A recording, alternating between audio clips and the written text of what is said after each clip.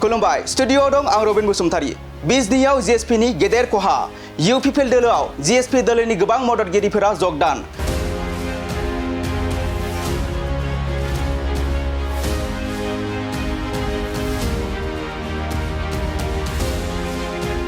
नंगौ चिरां बिजनी मानास सेरफां बियाबाव फिन इउपिपिएल हानजायाव जीएसपी दोलोनि गोबां मददगिरिफोरा जगदान।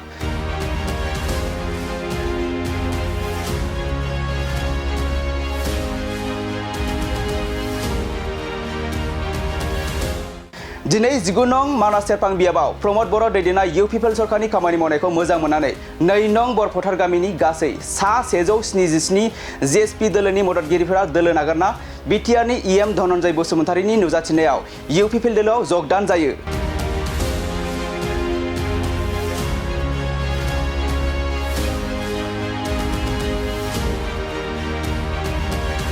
बे जयनिं हाबाफारियाव बिबुंथिनि गेजेरजों बेखेवना होयो बिजनी जिल्ला इउपिपिएलनि आफादगिरि पनिन बर'आ। लोगोसे बे जगदान होनाय हाबाफारियाव बाहागो लायो मानास सेरफां ब्लक इउपिपिएलनि लोगो आफादगिरि मनरन्जन ब्रह्म, गाहाय नेहाथारि धनन्जय ब्रह्म, बरफोथार प्राइमारिनि बिबानगिरिफोरा।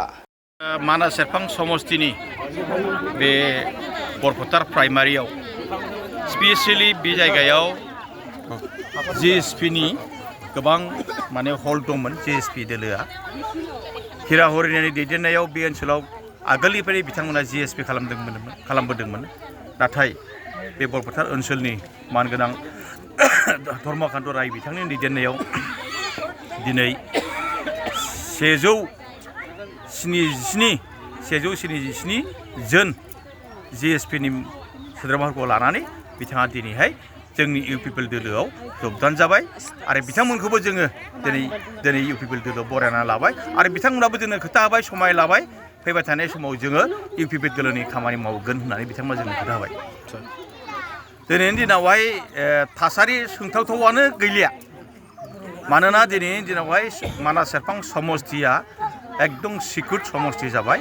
बियो जे इउपिपिएलनि एकदमबारे दखलाव फैबाय बे 100% रोखा जाबाय।